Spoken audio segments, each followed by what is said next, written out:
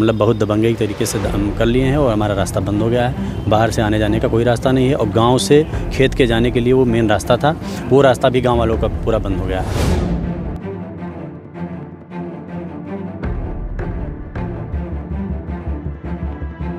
कम से कम 40-45 लोग थे, उसका हमारे पास वीडियो भी है। लाठी डंडा असलाह, उनके पास राइफल भी है, बंदूक लेकर के हमेशा वो चलते हैं। ट्राली से आए हुए थे, पत्थर असलाह ये सब लाद के, और बहुत गाली गलौज दी हैं पूरे।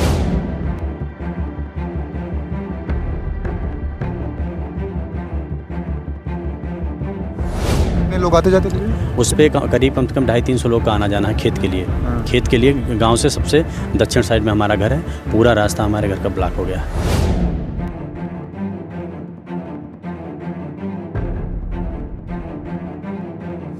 आज की डेट में हमारा भाई वहाँ पर गया था, तो वो थाने पे भी बैठते हैं, कोतवाल साहब के बगल में बैठे थे वो, तो डर के बस पीछे हट गया। कौन बैठता भैया? रानू पांडे। ऐसा क्यों किए भैया? कुछ पुराना विवाद था, नदी का एक विवाद था हमारा उनका, तो वो नदी फर्जी तरीके से अपनाए हुए थे, उसमें हमने एप्लीकेशन दिया। समित फर्जी बनाए हुए थे, उसमें हमने एप्लीकेशन दिया था, तो नदी अब मतलब वो शिकार नहीं करवा पाए हैं उसमें, तो उसके लिए वो मुझसे नाराज़ हैं और हमें आए दिन किसी न किसी मामले में धमकी देते रहते हैं कि मामले में फंसा देंगे।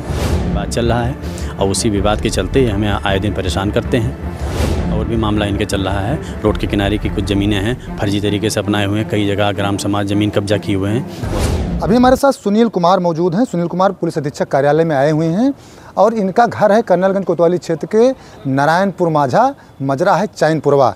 इनका कहना है कि कुछ लोगों ने इनके घर के सामने पिलर गाड़कर इनका रास्ता बंद कर दिया है। अभी अन्याय की गुहार लगा रहे हैं, क्योंकि जिन लोगों ने रास्ता बंद किया है वह दबंग किस्म के हैं, भूमाफिया किस्म के हैं, ऐसा इन्होंने एप्लीकेशन में अपने लिखा है।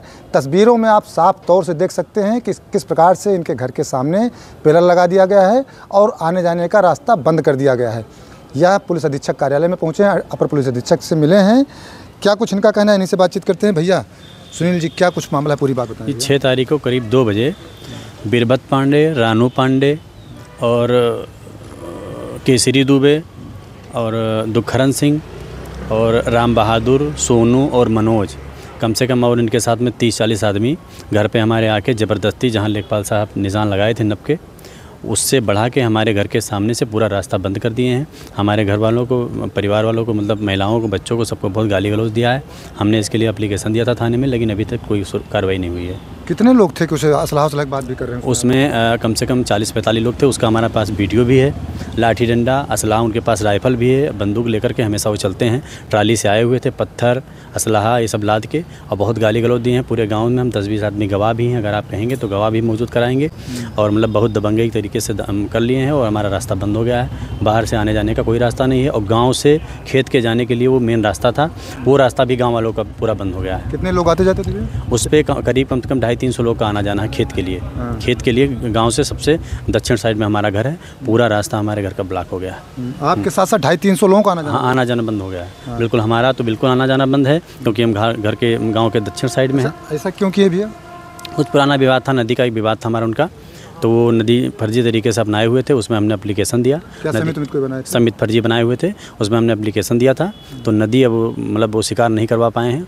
उसमें उनका साल का 10-20 लाख रुपए का इनकम था, वो बेचते थे पार्ट करके, तो उसके लिए वो मुझसे नाराज़ हैं और हमें आए दिन किसी न किसी मामले में धमकी देते रहते हैं कि मामले में फंसा देंगे।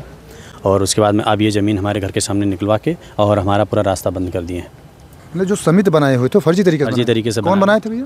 बीरबत पांडे जी होकर मछली का काम करते, पूरा मछली काम करते हैं। अभी भी जो है ना हमको शिकार मतलब उपलब्ध कराया गया है, मतलब नदी ना दिलाई गई है ना उनको दिलाई गई है। विवाद चल रहा है और उसी विवाद के चलते हमें आए दिन परेशान करते हैं। कई बार और एक आध बार गुहार और गए हैं, उसका भी वीडियो हमारे पास है। और हम खाली इनसे एक डर की वजह से पीछे हैं कि ये मारपीट कर लेंगे। अब आए दिन हमें बहुत ज़्यादा परेशान कर रहे हैं, हमारा रास्ता बंद हो गया। आप निषाद बिरादरी के हैं, पिछड़ी बिरादरी? जी। अच्छा, अवैध असलाह भी ले गए थे? अवैध असलाह भी उनके पास है, राइफल भी है उनके पास, वो खुलेआम राइफल लेके चलते हैं। राइफल लेकर के 2 आदमी उनके साथ मोटरसाइकिल पर बैठ के, उस दिन कार से 3-4 कार और सब गई थी। हमारे पास उसका वीडियो रिकॉर्डिंग है। थाने पर नहीं गया भैया? थाने पर हम गए थे, एप्लीकेशन दिया था। उस दिन को शिवरात्रि का मामला था, तो वहाँ पर कोई पुलिस थी नहीं। बताया गया कि शिवरात्रि निपट जाने के बाद में अब कार्रवाई की जाएगी, लेकिन अभी तक कोई कार्रवाई नहीं हुई है। दोबारा अपने भाई भेजे? आज की डेट में हमारा भाई वहाँ पर गया था, तो वो थाने पे भी बैठते हैं, कोतवाल साहब के बगल में बैठे थे वो, तो डर के बस पीछे हट गया। फिर उसके बाद मैं वहाँ पर गया तो कोतवाल साहब उठ के चले गए थे। वहाँ पर जो भी और कौन बैठता भैया कोतवाली? रानू पांडे अक्सर करके पूरा दिन उनको दिन में 4 बार 6 बार वो कोतवाली में आधा घंटा। कोतवाली में क्या करते हैं भैया? कोतवाली में कोई मामला, वो कोई ना कोई मामला लेकर के हमेशा हाजिर रहते हैं, किसी न किसी का कोतवाली दलाली यही सब करते हैं। इसीलिए नहीं सुन रहे? हाँ, तो हमारा कोई वो नहीं है, कोई मामला होता तो पुलिस वाले यही कहते हैं कि नेतागिरी करते हो, थाने माना जाना नहीं, ये सब दुनियादारी करके उनके पक्ष में बात करते हैं, हमारे पक्ष में कोई कुछ नहीं। आपके पक्ष में पुलिस बातें नहीं करती? कुछ नहीं। एडिशनल साहब से अभी आप मिले? एडिशनल साहब से किया है, एडिशनल साहब ने कहा है इस पर कार्रवाई की जाएगी। अब आगे देखिए क्या होता है।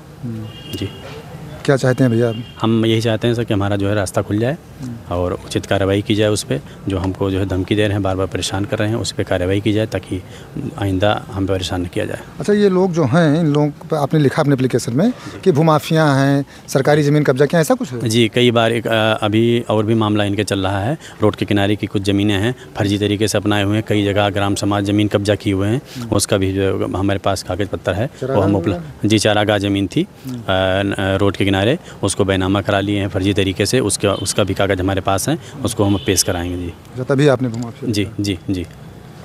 इनका साफ तौर से कहना है कि देखिए, दबंग लोग जो हैं वो अवैध असलहा, राइफल, लाइसेंसी असलहा के साथ पहुँचे हैं, ज़्यादा संख्या में पहुँचे, चूँकि यह पिछड़ी बिरादरी से हैं और यह कम लोग हैं, संख्या में कम हैं, डरते हैं। चूँकि विपक्षी जो है वह थाने पर भी आते जाते हैं, तो कहीं ना कहीं कर्नलगंज पुलिस पर भी बड़ा आरोप यह है कि पुलिस इनकी नहीं सुनती है। जो थाने पर बैठता है पुलिस उसी की सुन रही है, इनकी कहीं नहीं सुनी जा रही है। हालांकि अपर पुलिस अधीक्षक गोंडा से इन्होंने मुलाकात की है, इनको न्याय का आश्वासन मिला है। जैसा कि हमने बताया कि तस्वीरों में आपने जिस प्रकार से देखा कि एक घर बना हुआ है, मेहनत से ईंट जोड़कर इन्होंने अपना घर बनाया, इसके बावजूद उसका जो है रास्ता बंद कर दिया गया है। वजह है सरयू नदी में फर्जी समिति बनाकर मछली पालन करवाना। इन्होंने रोक दिया उस चीज़ों को, चूँकि निषाद हैं तो इन लोगों को पट्टा मिलता है ना भैया आपको? जी जी, उसमें समूह होता है हमारी बिरादरियों का, तो फर्जी तरीके से नाम दिए हुए थे, तो उस पर जांच करवाई गई तो फर्जी पाया गया, तो उस पर यह हो गया कि अभी इसकी जांच चल रही है, कोई शिकार नहीं करेगा। तो इनका इस साल का जो है जो इनकम था वो बंद हो गया है, इस वजह से हमें ज़्यादा परेशान कर रहे हैं। इस वजह से ज़्यादा परेशान कर रहे हैं। एक बार फिर उन्होंने बताया है कि वजह क्या है। अब इनको उम्मीद है कि इनका जो रास्ता बंद किया गया है वो जल्द ही खुलेगा और इनको न्याय मिलेगा। आप लोग देखते रहें गोंडा पब्लिक पोस्ट।